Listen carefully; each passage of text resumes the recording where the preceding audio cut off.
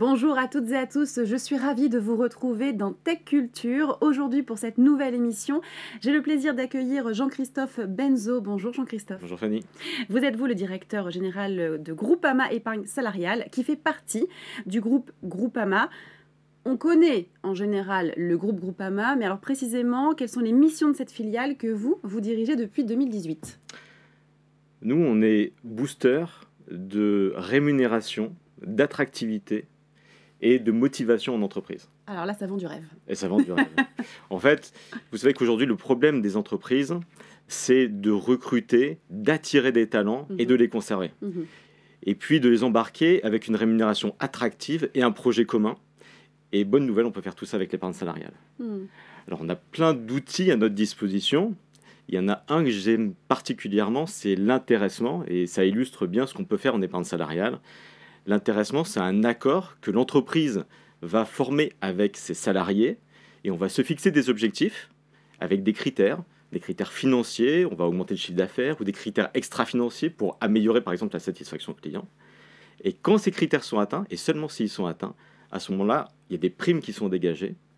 Et ces primes, on va les partager avec tous les salariés. Et parce qu'on partage avec tous les salariés, ça se fait dans un cadre fiscal et social qui est extrêmement avantageux, à la fois pour l'entreprise. Donc je parlais de l'intéressement dans les entreprises de moins de 250 salariés, donc particulièrement adapté pour les startups. Oui. Il n'y a pas du tout de charge sociale sur ces primes. Et pour les salariés, s'ils décident de placer et d'investir ces sommes sur des plans d'épargne salariale que nous leur fournissons, dans ce cas-là, il n'y a pas d'impôt sur le revenu. Ni quand ils font le versement, ni quand, quelques années plus tard, ils décident de récupérer cet argent. Ah, donc ça, c'est intéressant. Donc c'est un vrai système gagnant-gagnant, à la fois pour l'entreprise et pour les salariés. Et du coup, vous le disiez quand vous parliez d'entreprises de moins de 250 salariés, l'épargne salariale n'est pas seulement accessible pour les grands groupes, on peut aussi en bénéficier lorsqu'on est une start-up. Exactement. La conception très générale, enfin ce que pense le grand public, c'est que pour les grands groupes. Oui. Alors que non, en fait, l'épargne salariale, on peut en mettre en place dès qu'on a un salarié. Un salarié. Et dès le premier salarié, on peut mettre en place de l'épargne salariale et embarquer ces salariés, parce que quand on est dans une entreprise qui grossit, on va chercher à recruter, à attirer, à motiver.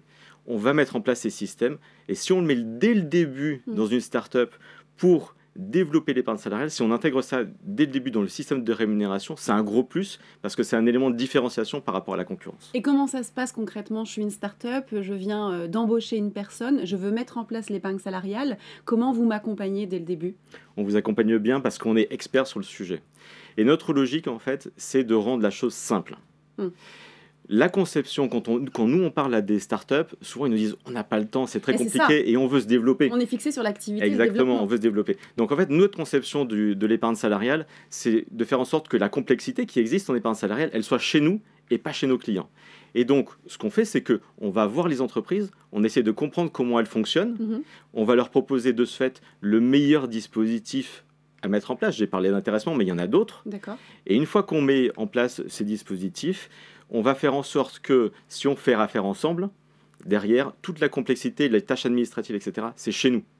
Et donc, nous, notre leitmotiv, c'est que la complexité soit chez nous et pas chez nos clients. Et c'est quoi les retours que vous avez de vos startups clientes, du coup? Elles sont très contentes quand elles le mettent en place parce que ça, vraiment, on est dans une logique qui embarque l'ensemble des salariés. Moi, dans mon entreprise, on n'est pas très nombreux, on est une quarantaine de personnes. Donc, on connaît la taille. On est dans des tailles similaires des startups. J'ai des critères d'intéressement. Et l'autre fois, je passais dans les bureaux et je voyais les critères d'intéressement affichés au mur. Et c'est les salariés eux-mêmes qui l'ont dit, voilà, il faut qu'on arrive à ces objectifs-là. Donc, quand on arrive à bien caractériser des objectifs qui portent l'ensemble de la stratégie de l'entreprise et qu'on le partage avec ses salariés, c'est merveilleux, les entreprises sont contentes et les salariés sont contents. Bon, super. Alors maintenant, c'est l'heure tant attendue de notre question sans filtre. On comprend bien avec vos explications que l'épargne salariale, c'est intéressant pour les salariés, mais qu'est-ce qu'elle apporte aux start-upers dirigeants? J'ai une très bonne nouvelle, c'est que la loi est plutôt bien faite. Quand on met en place de l'épargne salariale pour ses salariés, le dirigeant, même si lui n'est pas salarié, peut en bénéficier aussi. Donc dans les entreprises de moins de 250.